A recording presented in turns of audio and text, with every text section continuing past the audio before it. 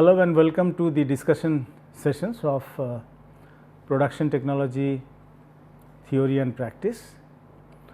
So, let me remind you that in our last session we started discussing the economics of machining, because we said that our aim or the aim of the production is to make a part of particular shape, size, finish and accuracy with minimum cost. Okay. So, to have the minimum cost, we have to look into the different aspects, particularly the cutting parameters. Okay. For us, it is more important and convenient to see how the cutting parameters will have the effect on the cost. Okay. So, then it has been found out also from the Taylor's tool life equation that the since the tool life is affected by all three parameters, cutting speed, feed and the depth of cut, and there is an optimum value of the cost, and this is a compromise between the cutting speed and the tool life, because as you are increasing the cutting speed, although the machining time decreases and the production rate is increasing, cost is decreasing, but the tool life is becoming less. Okay. So, tool cost will be more. So, therefore, there is a relationship between or compromise between the cutting speed and the tool life, so that the cost could be minimum. So, therefore, we can conclude that on the minimum cost there will be effect of cutting speed, feed and the depth of cut. Okay. So, what we said here is that we are assuming that we are turning a cylindrical bar of capital A, here it is capital L, because after that we have used the capital L for the length. This is the diameter of the cylinder and we are turning this. Okay. So, we have the important cutting parameters as cutting speed, feed and the depth of cut. Technological aspects, we said that these are the surface finish, power, force, and the economical aspects are minimum production cost criteria, maximum production rate criteria and the maximum profit rate criteria. So, what I said and what I discussed with you is that each of these criteria, that is either it is a minimum cost criteria or it is a maximum production rate criteria or it is a maximum profit criteria, you will have a certain optimum parameter on cutting speed, optimum cutting feed and the optimum depth of cut. Okay. So, but these parameters, these optimum parameters may not satisfy the maximum production rate or maximum profit rate, all right, and vice versa. That is, the optimum value of the cutting speed, feed and depth of cut for the maximum production rate may not satisfy the criteria for the minimum cost or maximum profit rate and so on. So, then we said that the overall cost per piece consists of the raw material cost, okay, plus settling and ideal time cost, plus the machining time cost per piece, then the tool changing time cost per piece and the tool cost per piece. Okay. These are the 5 basic costs which are involved in the overall cost per piece, that is a final product. In here the material cost R1 and the idle time, setup and idle time cost per piece cost, they are not actually dependent on the cutting parameters like speed, feed or depth of cut. Okay. So, they remain independent of the cutting parameters, all right.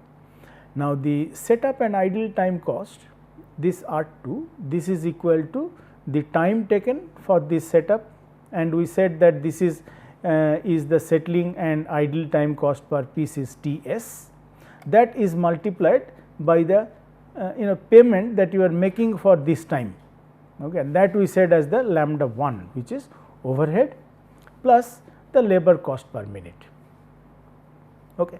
So, overhead I explained that overhead is everything else rather than labor cost, which is the building, Okay. The facilities like the electricity, water, okay, hydraulics, then the pneumatic, then the chip removal, okay, carrying out of the chip, carrying out of the cutting fluid, wasted cutting fluid, and so on. Then we said the lambda 2 is the tool cost per grinding. This is used later. So, after the setup and idle time cost is determined, we will find out the machining cost, and this has already been discussed in our last session. We said that this is equal to the machining time that is incurred, and that for that we are paying the overhead and the labor cost. Okay. So, now T m we earlier found out is the length divided by f into n, and we are assuming that this is for one pass, because this was into multiplied by the number of passes. So, if the number of passes is 1, the machining time can be expressed by the L and the F n ratio. So, this can be n can be found out as V c divided by pi d, okay, and that can be multiplied by 1000, because it is the RPM to second, because these are the millimeter per millimeter per minute. So, that we are using as the second. Okay. So, T m we found out in second is pi d L by F into 1000 V. All right. Now, here of course, as I said that this is the n, which is the RPM, okay, rotational frequency. This is the diameter, this is the capital L is the length, that is why pi d L is the velocity, okay, cutting velocity, and therefore, the machining cost will be this multiplied by lambda 1. This is lambda 1 pi d L by 1000 into V into F. Okay. Next is the tool changing cost. Tool changing cost is R 4. R 4 will be determined by how many times we have changed the tool into that time taken for changing the tool, each time you are changing the tool, okay, and that multiplied by the overhead and the labor cost. So, T m by T is the frequency of tool changing into time that is taken for changing the tool. T c t is the, we said T c t is the tool changing time somewhere. T c t is the tool changing time. By the way, it is not the capital T, it is the small t, all right. T c t is the tool changing time, all right. Now, this multiplied by the frequency into the overhead and the labor will give you the tool changing cost. Now, here this T is the tool life. Okay. From the Taylor's tool life equation, we can say that V t to the power n is equal to C constant. Okay. Let us say this is equal to C constant, and constant can be said as k to the power n. This is also constant, k is constant, n is constant. Okay. So, C, this constant can be expressed by this k to the power n, where both this k and this n is this n, which is constant, all right. So, therefore, T is equal to k divided by V to the power 1 by n from here, if it is V to the power n, V t n to the power n is equal to k to the power n. So, if we put the T is equal to k by V to the power 1 by n, the R 4 will be expressed like this, that is the lambda 1 and the T m, we know that T m we have already found out, T m is equal to this, all right, because this we found out as equal to T m machining time, and that machining time we are using actually here. This is the T m into this 1 by T into T c t into lambda 1. So, this will be the R 4. R 4 is the tool changing cost. Okay. Now, next is the tool cost per piece, that is the R 5, and the R 5 again we have to find out that how many times we have changed the tool or the frequency of the tool changing. This is T m divided by T, as we have said here, this is the frequency of tool changing, all right, that we are multiplying by the lambda 2, and the lambda 2 is the tool cost per grinding. Okay. Now, what we are saying is that the person who is doing that, we are not paying the overhead and the labor cost in this case, because this is the part of that tool cost. So, overall part of the process. So, when the tool and another person is doing that, another, let us assume that another operator is actually giving the tool and you are changing that. So, you are changing these many times, and for each time you are paying the lambda 2. So, Tm by T is the frequency of tool changing, for that you are paying the tool cost, and lambda 2 is tool cost per grinding. So, each time it is being ground, it is ground by somebody. So, the operator who is here, he is passing on to another operator who will be grinding. For that he is our operator is not being paid. So, therefore, lambda 1 is not considered here for this part, this piece. Now, this R 5 therefore, will be equal to Tm by T, we can easily find out, because Tm by T we have already done it here.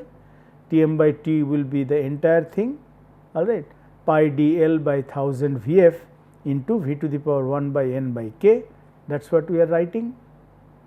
So, this is Tm by T, capital T, which is tool life, into the lambda 2.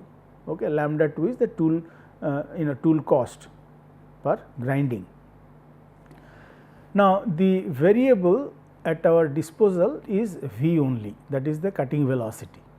We are not considering the cutting speed, feed and the depth of cut, and as I said that those also can be considered, in that case the with respect to F we have to take.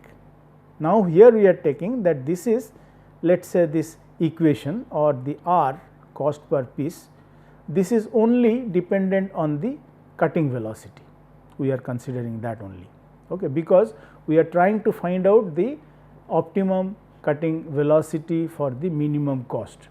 So, here is the cost, and this we will consider, and this equation is dependent or a function of the cutting velocity only. So, F into this cutting velocity, this is a function of velocity, is equal to the all 5 of them, R 1, R 2, R 3, R 4 and R 5. So, separately we found out R 1, R 2, R 3, R 4, R 5 and so on, we are summing them up. So, this we are making, since we have taken it with respect to V. So, we are separating out that V will be V to the power minus 1, here will be V to the power 1 minus n minus 1, and here also will be the same. Then what we are saying is that this V cutting speed will be optimum cutting speed if we take the first derivative of this equation and make it equal to 0. We will take the partial derivative of this equation and we will make it 0 to get the minimum or maximum. So, here we are saying that this is the optimum velocity. So, this is the maximum velocity that we can actually operate at, so that the cost is minimum. Now, therefore, we are taking the first derivative, partial derivative and making that equal to 0. So, if you take the first derivative of this equation, then these two are cancelled, because they are not dependent on the cutting velocity. This is the R 1 raw material, this is the settling and the idle time cost. These are not coming into picture. So, these 3 are coming into picture, and this will be minus lambda 1 pi dl by 1000 V 1000 F to the power V to the power minus 2 after getting the derivation, and so on. So, you take the derivation like this, then we are making that equal to 0.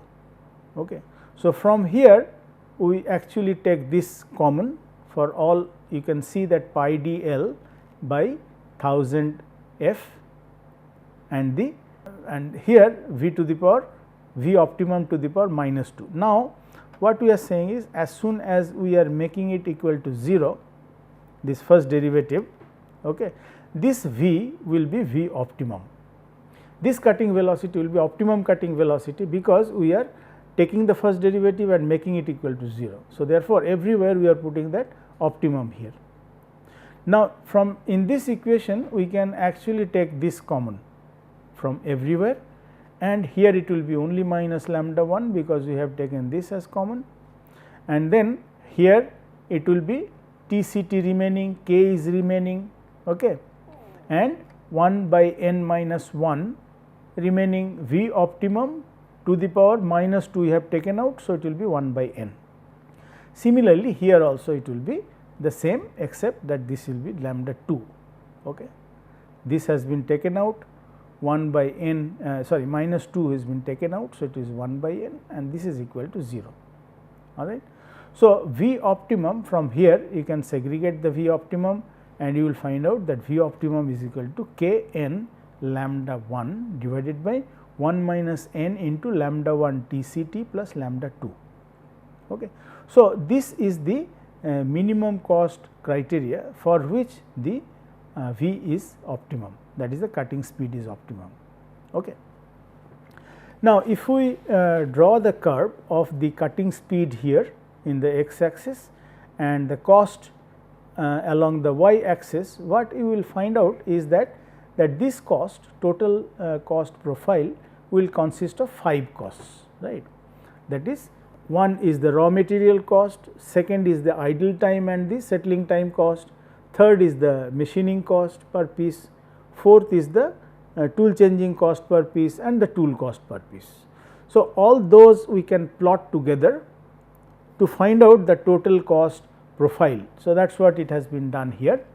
Now, this is the cutting speed. So, with respect to cutting speed, the material cost is constant, all right, it does not depend on the cutting speed.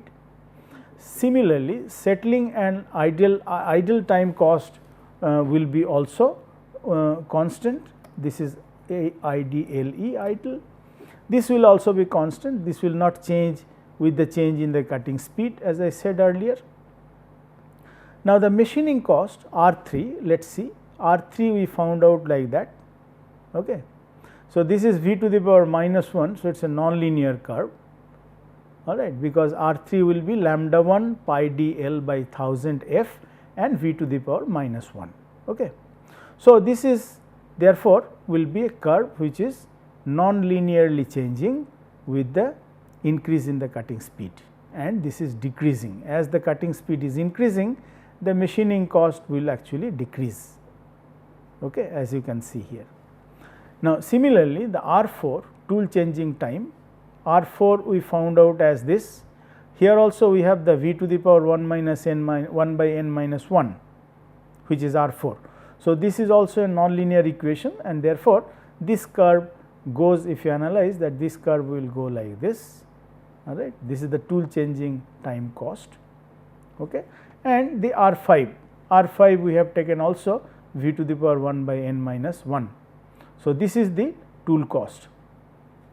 So, here in this total tool cost profile will be like this, which is actually summing of the tool cost, tool changing cost, machining cost, settling and idle time cost and the material cost, raw material cost. Okay. Now, if we look at this total cost profile, mind it, this is the total cost profile. Of course, this will be summing up. So, the curve can be somewhere, I do not know where, I mean we have not maintained the scale here, but this is only the profile. Okay. Now, in this profile you can see that there is a minima, okay, meaning that if we take this point, at this point the cost will be the minimum, let us say here. Okay. This is the cost which is minimum cost, and therefore, this will be the optimum velocity, and that optimum velocity, for that optimum velocity the cost will be minimum. Okay. So, this is the idea of this analysis, that we can find out the optimum cost. At this optimum cost, the tool will not be wearing out that much, so that the cost will be excessive, and the time taken will be optimum, okay, so that the cost of the product would be minimum. So, overall, if we operate at this cutting velocity, the cost will always be minimum, and if we take the cutting velocity less than that or more than that, in both cases the cost will be more. Okay. Now, next is the let us say maximum production rate criteria. what will be the optimum value of the cutting speed for which we will be getting the maximum production rate. Let us say the total time to make a piece, make a product is T per piece, small t. The maximum production rate can be achieved if the total time required per piece is reduced to minimum. This is understood, that when the time is minimum, the production rate is higher. Okay. Rate is 1 by time, all right. Production rate is 1 by production time. T is the this time, total time, it consists of the settling 3 times, 3 different times, that is settling and idle time per piece, machining time per piece, and the tool changing time per piece, meaning that while we are machining one part, okay, we spend time in these 3, okay, in these 3 activities, that is we are settling and some idle time for each piece. For machining the part we need some time, so that is the machining time per piece, and the tool changing time per piece, that means how many times you are changing the tool and for each time how much you are paying, as I have shown it. But overall this is the tool changing time, how much we are spending time. This we are expressing as T s is the settling and idle time per piece, T m is the machining time per piece, and the tool changing time is the T c t into the frequency of tool changing, that is how many times we are changing the tool, that I have shown it to you earlier. This is T m by T, and that value becomes this, that is pi d L by 1000 V f into V to the power 1 by n by k. So, this is small t m machining time divided by tool life. Okay. That multiplied by the T c t, tool changing time, is the tool changing time per piece. Okay. Because mind it, T c t is the tool changing time we said, and per piece will be multiplied by this frequency of tool changing. T m we have already calculated, all right. T m we have calculated here, okay, and here we have calculated T m, right. So, this T m we can put it here divided by capital T. So, that also this we have seen, this T m is here.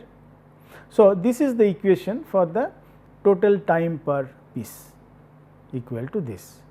Now, for optimum speed, okay, we like in case of minimum cost, all right, this first derivative is equal to 0 with respect to V optimum. So, when the V is the optimum velocity. If we take the first derivative of this equation with respect to V, okay, we are segregating the V as the V optimum, because as soon as it is made equal to 0, the V will be V optimum. And like we have done in the earlier case, we find out the V optimum value segregating this V optimum, and you can see that if you simplify this, the whole thing will be common, it is getting into this is 0. Then the V optimum will be equal to k n divided by 1 minus n into T c t to the power small n. So, small n and the k, these are the constants. Okay. These constants are the tool life equation constants, Taylor's tool life equation constants. So, once again I will come back, this n and the c is the material dependent, n and the k in this case, okay, because k to the power n, small n is the c. Now, n and c or n and k in this case, these are the material dependent, meaning that this the value depends on the combination of the tool and the workpiece material, and depending on the tool and the workpiece material, these values will be given in the handbook.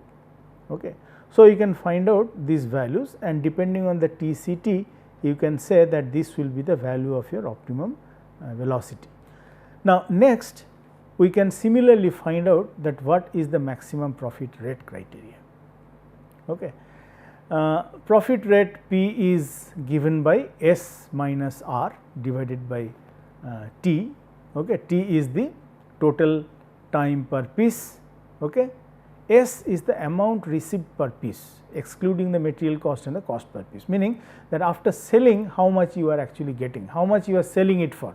In one word, it is a selling cost. Okay. R is the cost per piece. Cost per piece we have already found out. This is the cost per piece. Okay. Then if we actually take the first derivative of this, S is constant, all right, and find out the value of the R, which is equal to R1 plus R2 plus R3 plus R4 plus R5, okay, divided by small t value is this. So, you take the ratio of the R by T, S being constant, then P you take as the function of the velocity and take the first derivative of this equation with respect to the V optimum and make it equal to 0, you will find out the value of the V optimum. Okay. So, here that V optimum value can be found out for maximum profit rate. Okay. Maximum profit rate. Now, here one thing I will again repeat that in okay, here we are saying that in order to simplify the analysis, the cutting condition is generally optimized without considering any increase in the income here per piece. So, this selling price we are saying as a constant, as I said. Okay. Now, that I have already repeated, once again I will repeat that this V optimum value will not give you the maximum production rate or minimum production cost, okay, or this value of the optimum velocity for which you are getting the minimum production cost will not give you the maximum production rate or maximum profit rate, meaning that each one is unique for that particular criteria. Depending on which criteria you have selected, you have to decide that what you want to go for. You want to go for the minimum cost or maximum production rate or maximum profit. So, depending on that, you have to use that particular value of the optimum cutting speed in this particular case, so that that particular criteria is satisfied. And once again I am telling you that here it is for the simplification of the analysis, we have taken only the cutting speed. For example, in this case, let us say minimum production cost criteria, we have the we could have kept this F, okay, and V is constant in that case. So, instead of V optimum, in that case it would have been F optimum, okay, and find out what is the value of the F optimum, right.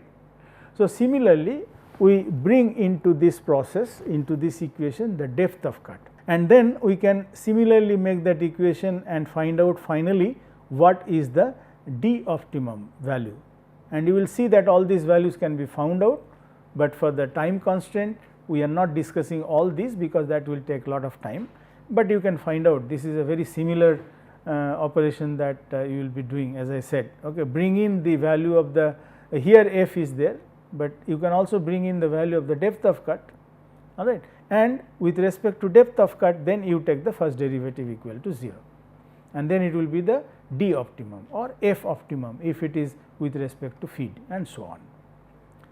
I hope this is clear. Okay. Now, although we got these optimum values, okay, that is the feed, speed and depth of cut, we have some restrictions and we cannot always use these values exactly. Okay. Let us see these restrictions.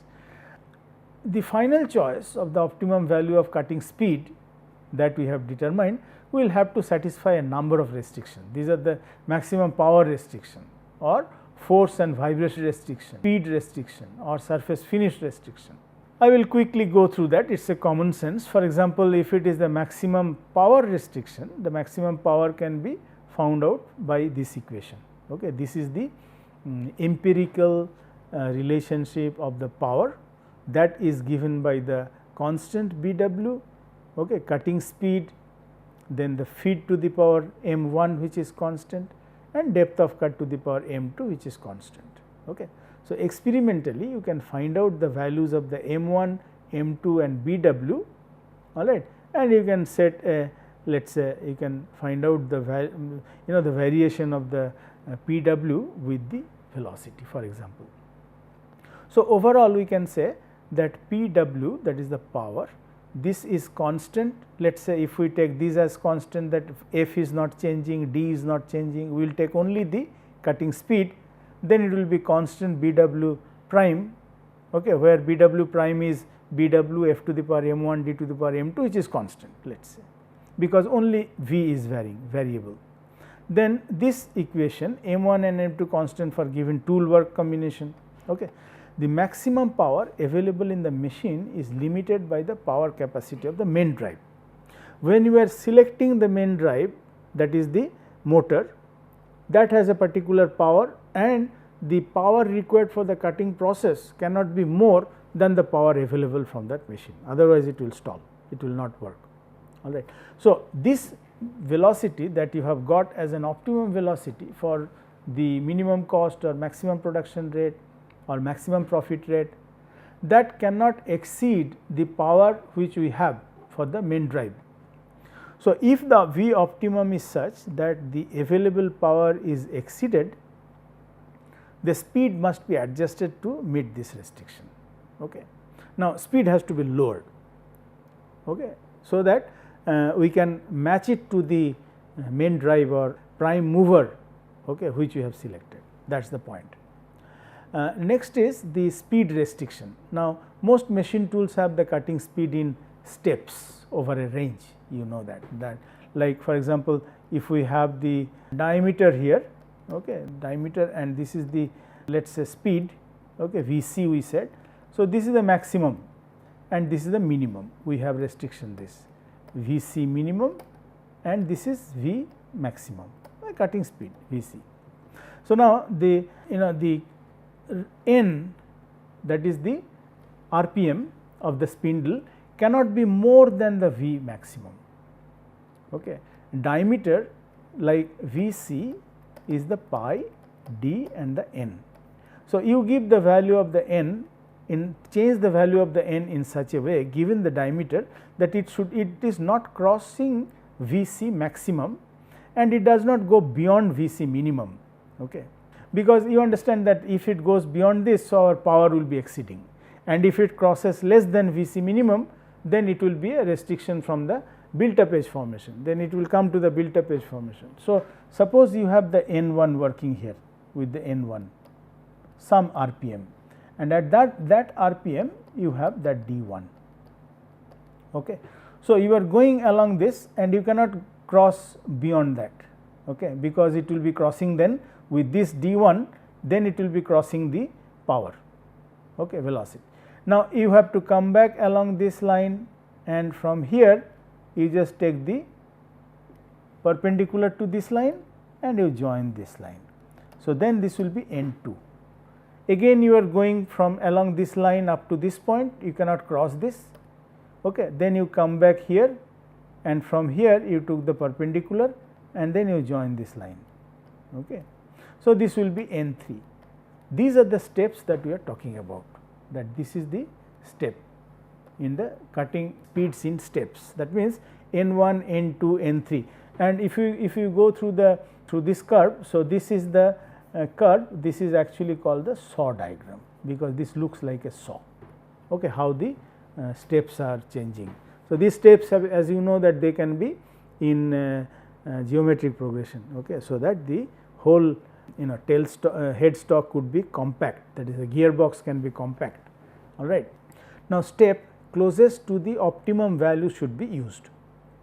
Whatever optimum value that you have found out, that should match the step available. If not, then you come back to the next step, okay, with the closest V, and then V has to be adjusted. The V optimum that you have calculated from the minimum cost or maximum production rate, in that case that has to be adjusted accordingly. That is the point you are saying, that lower limit of the speed is generally limited by the formation of the built up edge. That is what I said already. Now, the force and vibration restriction, the machine components are designed for a maximum permissible load, okay, beyond which of course the tool work deflection will be excessive, and that will result the dimensional inaccuracy, meaning the diameter will be defective or the length will be defective, okay, I mean the deflection and so on. So, therefore, the cutting speed can be expressed in this way. It depends on the feed and the depth of cut. Okay. It velocity does not have much effect on that actually, cutting speed. Okay. So, therefore, if we say that B p is constant, then it will be depending on the f to the power m 1 d to the power m 2. Again these are the constants depending on the, all right. So, cutting speed has a very little effect on the cutting force, as I said. There is no restriction on the cutting speed in terms of cutting force, but this will limit the maximum value of feed and depth of cut that can be used here. Feed and the depth of cut, they will affect the cutting force. Excessive vibration and chatter also put restriction on the cutting conditions. So, meaning that whatever V m you have selected or the optimum value you have selected, on that may not have much effect on the F c, but in that case the F and the D, which you could have also done, as I said that we have not done that in this case, but we could have also done the F optimum and D optimum, then these conditions have to be looked into and these values have to be looked into, and if it is not satisfying this equation, then they have to be adjusted. That is what it is said here. Now, the surface finish restriction, surface finish during the cutting operation that depend on the tool work material, tool geometry, cutting condition and the coolant. These are the 4 factors basically on which will affect the surface finish. Now, the surface finish restriction can be expressed as this, that it has more effect from the feed and the velocity. So, here the Bs A1 and A2, these are constants, and therefore, whatever V optimum that you have selected, it has to satisfy this equation. If not, then the V optimum that you have already calculated for the optimum for the maximum profit rate or maximum production rate or minimum cost, that has to be adjusted. Okay, this is what it has been said. This is what I wanted to discuss in the economics. Now, from the point of view of surface finish, feed marks are the predominant phenomena, and this puts a serious restriction on the feed, because feed has to be regulated so that feed marks are not do not remain on the machined surface. Cutting speed affects the surface finish by the formation of the built up edge, which gets smaller and disappears at sufficiently high speed when the temperature goes beyond the temperature of recrystallization, and then the surface finish improves. Okay. So, these are the 2 points which are important here. Well, our next topic is, quickly I will go through the thermal aspects of machining, where I would like to show you particularly, I have already told you initially that how the temperature occurs, where the temperature occurs, and how the temperature, this temperature is dispersed or dispersed, rather distributed. When the cutting process happens, that is the plastic deformation occurs, and the chip is formed from the shear zone. Here the material is completely plastic, and then it will actually the plastic deformation takes place here in the shear zone, and the chip moves over the rake face of the tool. So, because of the plastic deformation, a lot of heat is produced, and in this shear zone almost 80 to 85% heat is produced because of the deformation, plastic deformation. So, you should understand that plastic deformation is the basic factor why the temperature occurs. Next, this heated chip will flow over the surface of the rake face.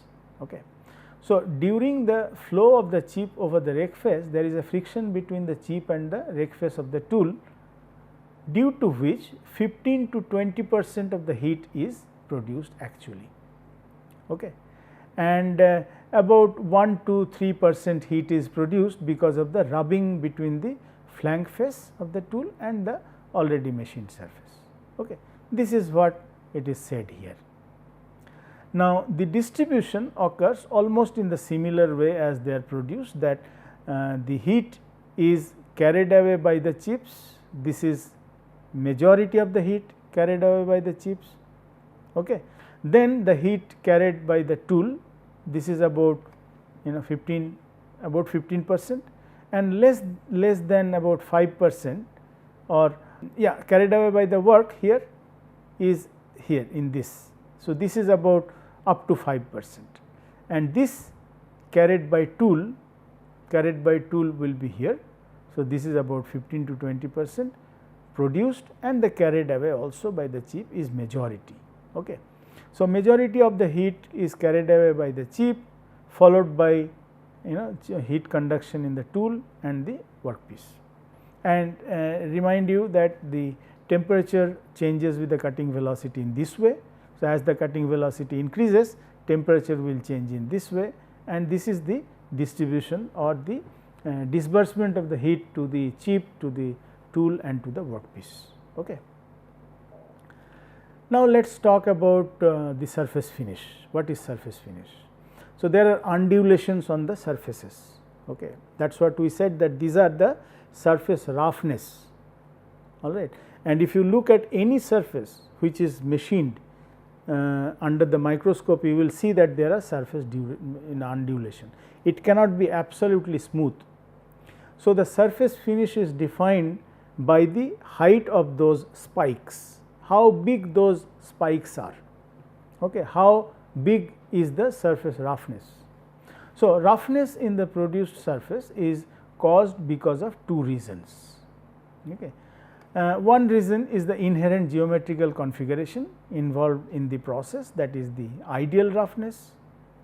Inherent geometrical configuration means that we already have the tool with a certain angle, we will have a certain the condition of the parameter, we have a certain machine on which we are working, that will have certain accuracy.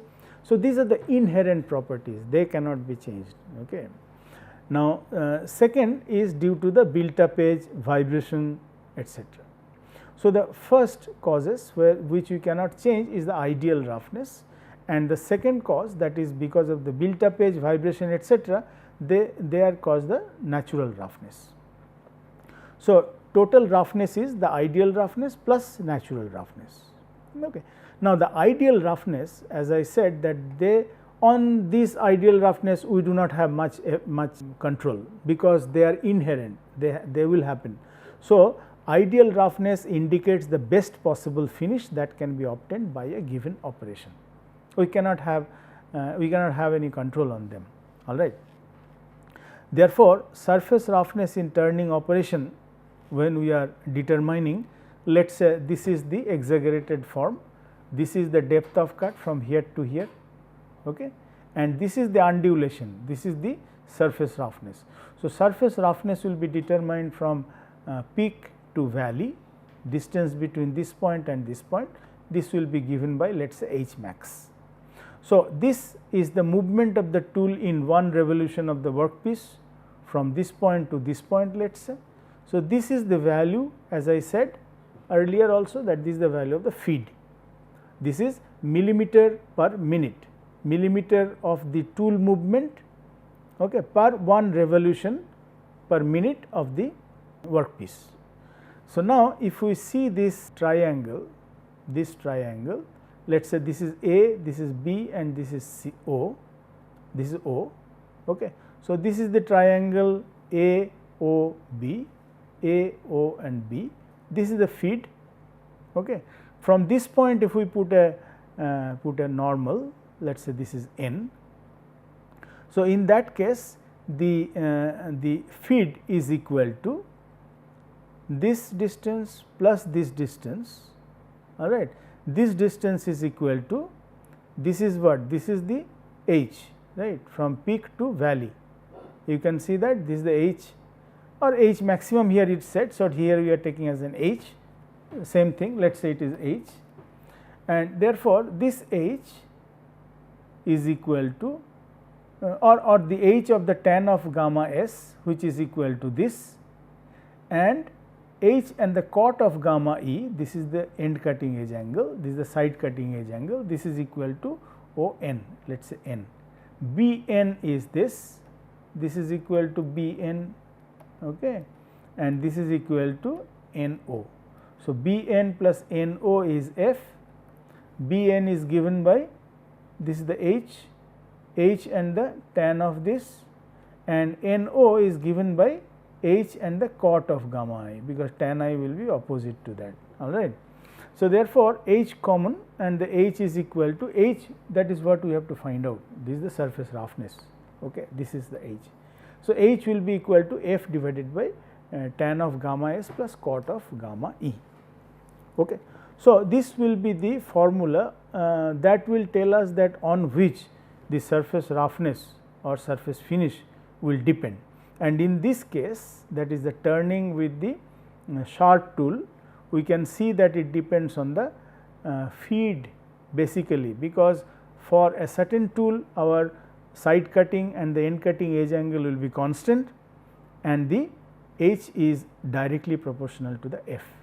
So, when we are changing the feed, our this thing is changing, surface finish is changing, okay. As we are increasing, this H is increasing, surface finish is deteriorating, that is the conclusion. Now, if we round off this tool, instead of having this sharp edge, if we are rounding off, in that case you can see the picture in this way, okay. It is not sharp, but with a nose radius. Say this nose radius is this is the center and this is the nose radius is let us say R. So, these are the two profiles, okay. Two profiles means for each revolution of the workpiece, tool is moving from this point to this point. By next revolution, it is moving from this point to this point. So, the distance between these 2 points will be equal to F, this is the feed. This is what we are writing, that from here to here valley it will be F by 2, half of this distance. Okay. Now, in these two profiles, subsequent two profiles if we take, and then this is the R, okay.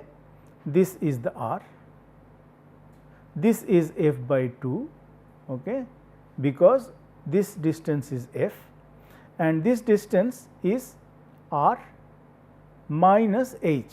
This is the H which is the surface roughness, all right.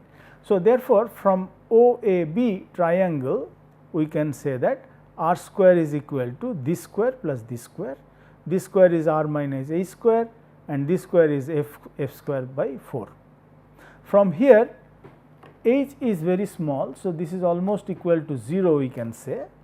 So, from here then we can say that H is given by, this is the surface roughness, is given by F square divided by 8 R.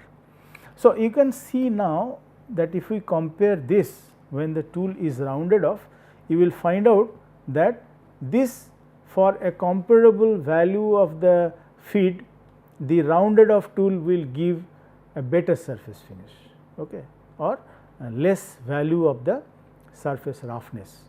So, therefore, we always say that tool should be rounded off and tool should be rounded off up to 3 millimeter, because beyond 3 millimeter I will remind you that those components of the tool normal, that is the and the radial direction normal to the cut tool edge, they will increase, that will detract the tool from the workpiece and there will be self excited vibration. And if it is very small, that is lower than let us say 0.5 or so, then there will be high stress concentration because tool will be sharp. So, therefore, the tool has to be rounded off, and how much it will be rounded off, you can actually take the guidance from this theoretical judgment that this H, that is the surface roughness, will depend on F square divided by 8 R, and R is the nose radius, okay. F is the feed. Okay. In case of milling, it is the feed which is advancement of per tooth, okay, advancement per tooth, and F is the feed per cutting tooth, that means. So, let us take these two subsequent position of the milling cutter when the this is moving, workpiece is moving. Let us say workpiece has the movement or the feed which is Vf, okay, feed velocity. So, if the milling cutter is in one position, but because of this movement given to the workpiece feed movement. Here these are the two positions we are considering. Okay. So, this is like this is the profile as the Vf is given to the workpiece while the milling cutter is rotating. So, here also you can see that this is the radius of the milling cutter, that is d by 2, which is here. Okay. Now, from here to here this is the feed, okay, and this is the feed per advancement of the tooth, because this is for one tooth. This we have discussed for the milling. All right. So, from the OAB triangle we can say that OB, this is the d by 2, this is the radius, all right, and AB this way, this is f by 2. F is complete distance between these two centers and this is the half of that. So, this way it is f by 2. So, OA, this OA, this is equal to, this is the d by 2 and this distance is the h. This is from peak to valley. From peak to valley, this is actually h, which is A to this point. All right. So, then from this triangle OB square is equal to OA square plus AB square. From here we can put the values which we have seen here, and we can say that h value we can find out as the f square divided by 4d. Okay. So, this is the value that is the surface roughness in case of the milling, and this depends on the f square divided by 4 and the d is the milling diameter of the milling cutter. Now, f we said earlier also, this is the Vf by n into z, you remember we said that. So, f now from here we can find out this is the Vf divided by n into z, these values we can put here. So, f is equal to this. So, therefore, h will be in place of f. If we are putting that Vf by nz, we will find this. All right. So, using this equation you can also see that for comparable feed in case of let us say turning and milling, the surface finish in milling will be better. Okay.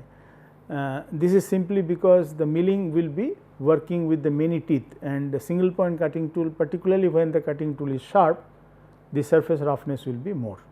Okay. Now, if we see the grinding for example, okay.